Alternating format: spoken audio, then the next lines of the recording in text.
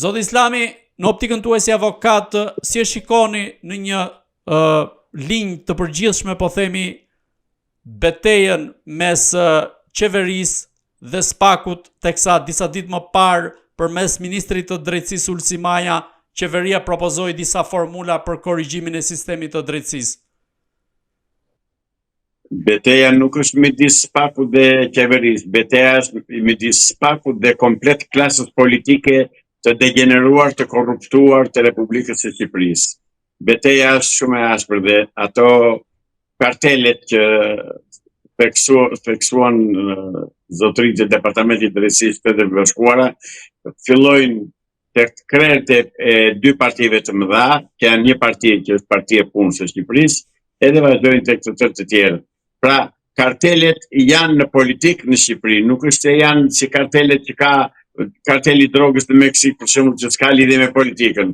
Këtu janë vetë politikanë, vetë ministrat, vetë kryeministri dhe kryeministrat paraardhës të tjera, pa përjashtim, të tërë mbështetës të karteleve të drogës, të importit dhe të prodhimit të drogës në Shqipëri. Shqipërinë e kanë bërë një Meksik të dytë për sa i përket drogës. Si mendoni, çfarë teknikash mund të përdorë klasa politike dhe ndoshta është duke përdorur për të kapur SPAK-un dhe sistemin e ri të drejtësisë, dhe nga ana tjetër si duhet të kundërpërgjigjet vetë SPAK-u nëse ka përpjekje konkrete për ta kapur apo për ta shantazhuar?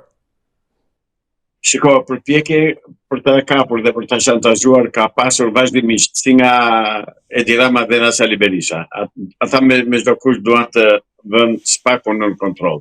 Nuk do t'i arrin dot, sepse e kemi thënë në intervista të tjera që SPAK-u nuk është krijesë e Edi Ramës, as e Sali Berishës, as e klasës politike shqiptare. SPAK-u është krijesë dhe institucion i ngritur, i financuar, i paguar nga Shtetet e Bashkuara të Amerikës.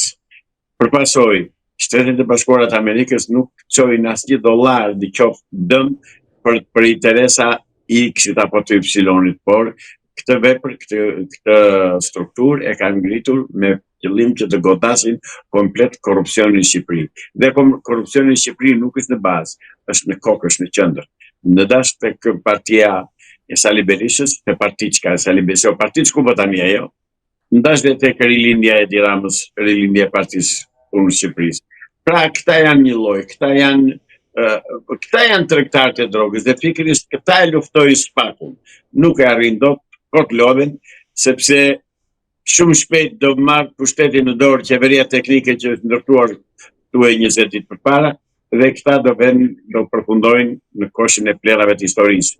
Qoftë Salihu, qoftë Edi Rama dhe gjithë lukunitë e tyre të ujqeve të qendrëve të tërbuar që kanë me vete, që i kanë siguruar në lista të mbyllura dhe menduan se me që do bëni këto zgjedhje, me që fitoi zgjedhjet Edi Rama, me që kanë bërë dhe pazarin me Sali Berishën, menduan që gjithçka e kanë në dorë ata, janë në rregull, me njëri tjetrin në rregull janë, thonë edhe punë madhe.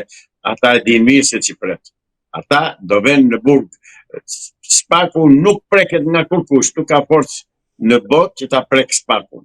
Si mendoni, cilat janë ato dosje të nxehta të viteve të fundit që SPAK duhet të marrë në dorë për t'i çuar përpara dhe për të vendosur para drejtësisë zyrtar dhe politikanë të niveleve të larta që janë të korruptuar, por nga ana tjetër edhe grupet kriminale që duhet të luftojë?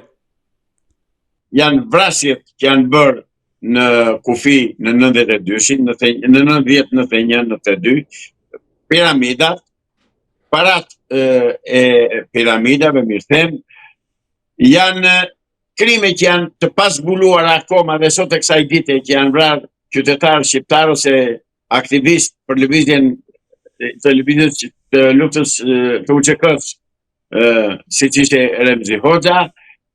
Janë vrasjet e 21 janarit, janë vrasjet e Gërdecit, që dele dhe Kapardiset ishte shef i shtabit përgjithshëm të ushtrisë që se zë njeri në goja, që është përgjegjësi kryesore ai për Gërdecin. Pastaj vjen Fatmir Mediu që ishte udhëheqësi politik dhe patjetër që ka përgjegjësinë numër 1 aty.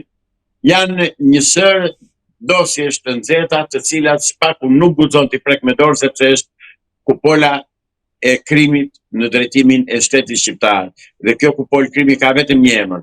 Sali Ram Berisha. Si e parashiko... Ram, dhe të lutem, dhe se ta Sali Ram do më thënë, Rama, Salihu, Edi Rama dhe Sali Berisha janë përgjegjësit kryesor të kësaj situate. Prandaj dhe Spaku nuk guxon të lëviz, prandaj dhe Spaku nuk guxon të zbatoj ligjin. Për vetë ti e ka, për mendimin tim e ka shumë gabim sepse do vi ora gjapin llogari për mos kryen e detyrës. Se ligji të kap, ndash për mos kryen, ndash për kryer për shkeljet e ligjit. Si parashikoni goditjet e Spakut për gjatë këtij viti dhe çfarë pritet nga Altin Dumani, duke qenë se në dhjetor të këtij viti ati mbaron edhe mandati në krye të Spakut? Nuk pres gjë, se po të ishte për të bërë do të kishte bërë. Tani ku gjysmë e vitit. Nuk pres gjë nga Dumani. Unë nga Dumani pres vetëm gjë, po është burr të jap dorëheqjen ose të filloj arrestimet që sot, është shtumë. Dy rrugë ka. O do filloj arrestimet se i ka doset gati, ose të jap dorëheqjen. Dorëheqja nuk e jep dot se ka marrë ca para që është paguar për atë punë dhe se ka bërë detyrën dhe s'po e bën. Prandaj nuk pres gjë prej tij.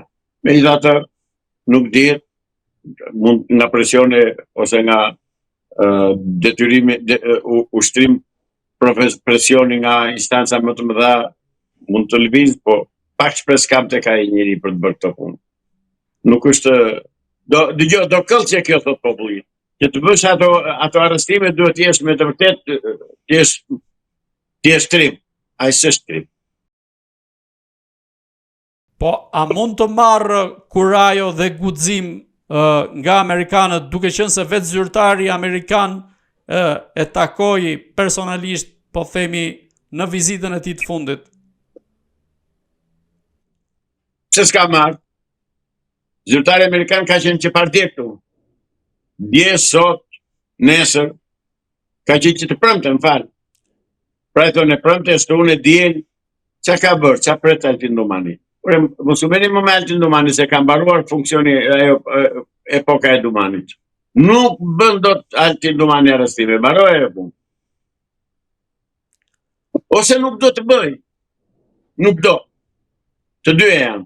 Edhe nuk mundet dhe nuk do. Zoti Islami, unë ju falenderoj që ishit në Agora News. Dhe unë ju falenderoj juve për ftesën dhe nëpërmjet jush përshëndes të gjithë teleshikuesit tuaj. Të dashur shikues, bashkë do shihemi në intervista të tjera, por mos harroni të bëni subscribe në kanalin tonë në YouTube.